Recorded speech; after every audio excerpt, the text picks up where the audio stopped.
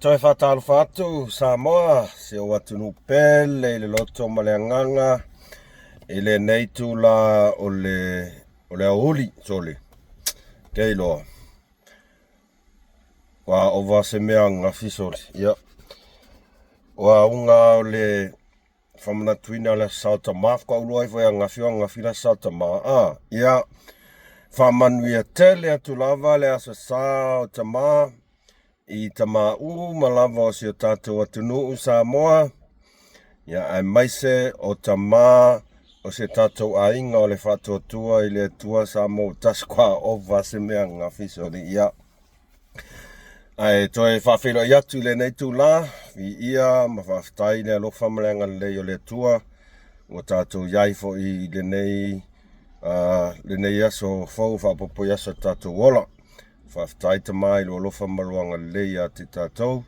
Vi ia oe, vi ia roanga lei. Whataro whātu I tātou te mau malawa o Samoa. Ia, whataro whātu fhoi I wō mapaanga o le Neipo Kalame o Musu Marwhasoa. Whataro whātu fhoi na I tātou te mā, mana I tātou tina mā te tua. O lo whaia pēle whaiva o le te talo mo I tātou. Ia, ai le mawhaio na whaangalo le tautua a se tātou ainga sa le vi, o lo whaia pēr le whaiva o le tatalo mo se manuia o se tātou atunu. Ma lo lava le soifua, ma lo lange ma, ia, lea ua peo kere, ia, le la kalua I le huli nei Malaysia, le aso ngafua, amatana, amakanga fo I o ngaruenga nge yaso, ia o kere I whainga ruenga nge kea lai, soli. Kea lai ua kea se furu, pēr oi au oi. Wa afu fo I li iso le nge yaso ia. Ia, me siri whaftai tato au lia marine yaso. Soli. Ole me maria leo o vaia kwa nge, soli. Ka ilo pe sisi o kou sa sila ia I lunga I tustusinga I lunga le upenga whailangi, Facebook. Le kusi kala lea le masanginga o karangoa kuai mo le fia ngiwali, mo le fia poko, mo le fia whaaliali o lona malamalama. Ai pei ana o whai atu, e le kai kainga kukusa ma le to otele o tangata anu o Samoa. E ata mamai. Lea ua tau si sila I ai, o ke I ai lea fui. O ke I lo oso koe I lunga al Facebook. Ai o wa ai ai loa I tustu singana sa, le sa ku mai le uso ya kota. Awa pe to tele I maua, ya na sa paus mai lunga I kota. Le fia wha masingo ai o kuskala rea. Le kuskala rea mainga. So le leanga lava ka ngaka e fia ia lea ua ia whamasino sino ai le tūlanga o leanga vaa o lea fionga ia ai ono I ta moe ai le whainga pālota ka moe le whainga pāloka o le upumongi e le ai masanga fe au I le meanga le sanga fe au o le meanga o lea ia te taunga ma o ngā ruenga patino lavanga ale afu. Ale ofisa o whinga pāroka. Aolanga saula o sau wailunga, so le maka o kia. Kau si sila le iai mako wa I maka o kia. Mo le fia poko, mo le fia whaaliali mai o longa iloa. Ia, ngā o kau si sila e sa mo koe ngā kuskala ia. Koe ngā kuskala ia sa maua mai whaspepa kene lopo. Whenga mo melang whaspepa kuskala Awha pēr, oile mainga, awha pēr ua e lango ia ngā omi ma le sapu. Alwe lango. Alwe lango, e kuu ngā luenga ale ofisa o whainga pāloka. E whai e lako ngā luenga, o lako kiuke ngā ma lako makawhai oi. E whai ngā luenga. So le wo, ia, le whaua whae e mai le spūlo. O le fia komisinga o whainga pāloka. Wale ilonga se pulo, wale ilonga se me oso masanga solo ai ngei kuskala. Sanga solo i o faile kau faleanga, faile pepelo, faile kau fa valea. Wale alunga ia e fai lona tiute o se tustala. Wa umarfia leo, umarfia lo ia, umarfia fa masingo, ale oso, wafia komisingo whainga paroka. Ole matafa yo yana, e fito e tonu iai le ofisa o whainga paroka. Ele sau meanga. Ele sau meanga.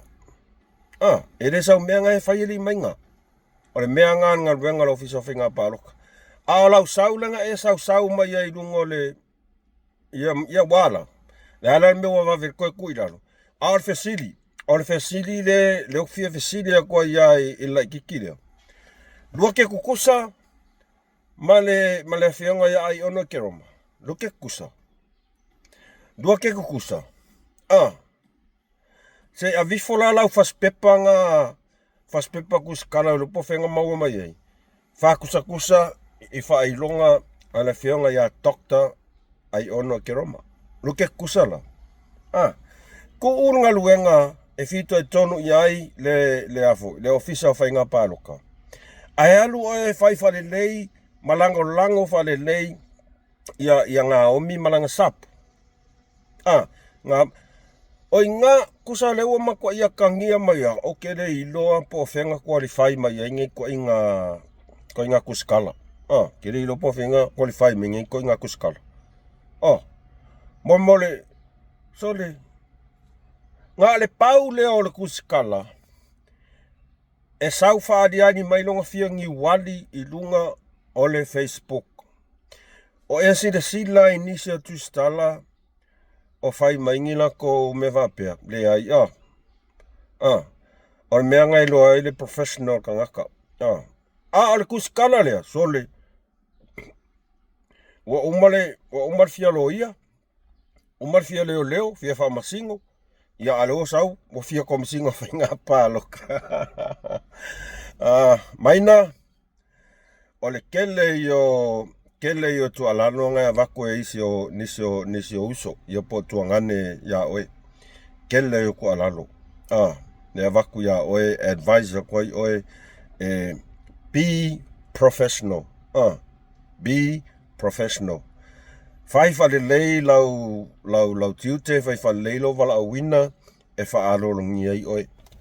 E whaalolongia oe i lo, just be professional i lau career ngawa ngoku wakia ki oe. O lo woso mai lea pe ki whaasangsanga kau mai tangata nua Samoa. O le makua ingosia iau oe li maina. Makua ingosia oe i lau a mionga o le fia iloa, fia ngi wali, fia poko. Fia poko. Ia ngai wha ka ilo iai. O whaalong wha mai ele umalau lau. Ngaka o ele i aten. Ngaka o ele i aten. Ia ai afu. Ai kapa lolo vai ka ngaka. Ia ka ilo iai.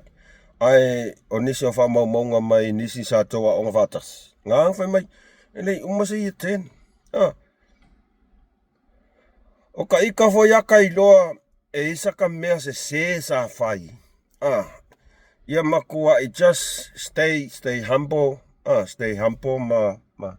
Ale mea leo sa wai o sole maka o kia sau sole. Ia o le whautuanga. O le whautuanga ia o e toa fine. Maualo to maulalo. Ma ia tu mau oe. Alu oe whakingo lau kiuke. Alu oe whakingo lau kiuke whaatustala. Pe ona malauliai oe. Ele atua tenga lue ai. E alo whangiai oe. Ale mea lau ai oe. So le o ka mai ki kimu kwa ingo ia oe so. Kua I ingo pipi lo ai kua inga kaka ia. Ia ai e pule oe. Pule a oe. Ai wa telefau tuanga ua watu ia oe. E pe fo linga mai e wha ma wha ala inga lo fai ai. Ia ka ilo iai. Morka ngaka olo kutkulu inga ia nga mea ang sorkula fonga fai. e whaamaaina le tua whaamaaina le tua ke o whapea oe e saa o mau meanga e whai au makua i whaamaainga lo loko le kua sea nanga sile fie le tua iau mea pio ngai sa whai ngai keiro le leia ngai keiro le leia mea pio sa whai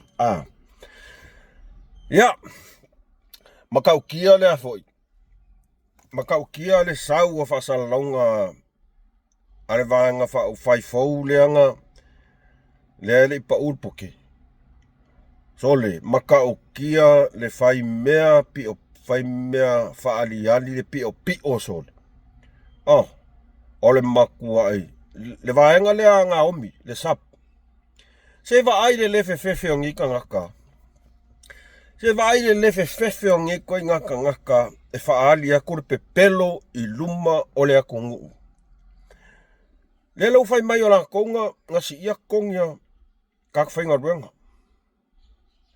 le whai mai o la kou le anga iei le afo poro ke kimilionga lo maungi ele kungu o fea sai ai le sap o fea whakoa whangau ngei mai ale sap anele wo mai fiingi wali mai i mea sa whaatino ma mea sa whaia ele whaatua tua ile tua sa masole o le meo ke o whai ngei ka ngaka o le mama ma kusalau aku whaaliali aku malu le kungu le lato le mama le lo whai mai o la kou ngasi ia kong mai le kolkala le whakala fia ea se sila i samo ngo maka le leia ngo maka leia i lako whaasalaunga i lako adie mai i malako mea whai mai ia o le sup o le sap lenga mawa i lako ia mako wilpaelo o mako oso o mako pa koso mako pa so le se sila i ai Samoa i ko inga kangaka le fefe e pepelo o le mea kongwa lea e kau o le pepelo ua pelo ngia e le ngei vaenga tangata Samoa ua wha ole kau wha valea e le vaenga lea tangata o whenga i le sap o le vaenga wha au whai fau le whakoa aku ngeia le whakoa le skala e le iai se la ton tae au tonol palmeni le whakoa le skala le whakat kali le unga paloko pesi se la koe kumai ava ai ko sila i lako mea i lako whasalonga mo lako whalaulo e whai o lako ngasi ia kongi waka o lako mawaiwi paelo ma sole o le mea le kusa le mea kongwa lea ua makua ai whaai loa le lei tangata Samoa le lako pepelo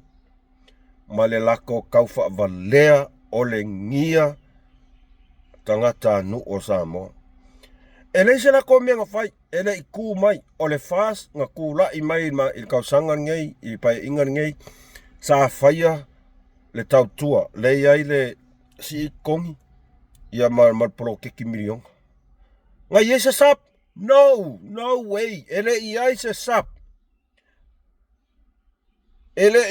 sap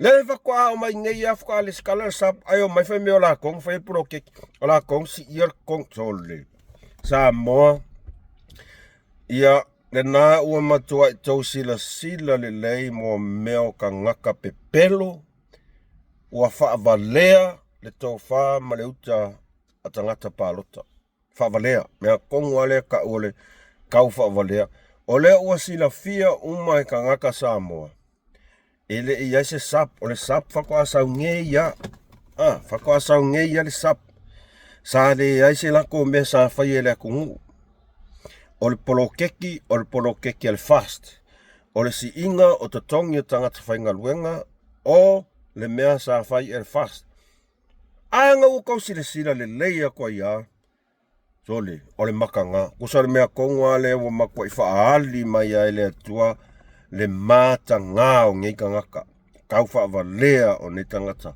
pea ngo wheakso o ke leo kaingi e saunia e le atua au ala e whaamaina i oe e whaamanuia ina i oe le ala whaapea la kou e manga ia lako mele fai, ale ua sina fia uma wanofo ilo le atu nuu a toa. O le fast, sa si ia tongi tangatu whengaluenga. O le fast, e onga ia poro keki le iwit paelum. Tau sila le, o le, tau sila le mato moli mau.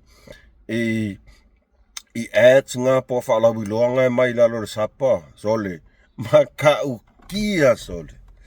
Maka ukia. Samoa, o le ngā ua kou loa le leia. O le makua i pepelo le mawhau ngi ka sole. Pepelo, wa le mama, kau whaavalea, wa ole ngia le atunu. Mea kongoa le ua makua i whaavalea, ali yali e le sap tangata nu o Samoa. Oi, whako aku ngeia ngawhio ngai whako ale skala, ngai whako a makala ko vai ngwhau whai. Ai whamai o la konga si ia. Se tau sila iai mo ka ngaka pepelo le mawhau whau. Pepelo le mawhau whau. Mai la kong si ia kong. Sole. Sole. E maka ukia sau le saple iai o mo le sau wa le whakua o ia le pepelo. Mo le whakua o ia le sau lo sau ai. Ia awana i whawele ina o tātou tangata i kua inga ka pepelo wa pengi sa mo aua. O le makua kau whawalea o ngi ka pepelo ngā oi. Ngā oi. Kaka ngā oi la ia, kaka la ia. Lewa kou loa, lewa kou sina whialilei. Lewa whai loa mai luma ele malama lo lako pepelo kau whawalea. Ia, ngau kou loa lei unga eo oika kou pia whape e kū mai. Whakaika inga, au ama ki ngoa lei masi se kū mai.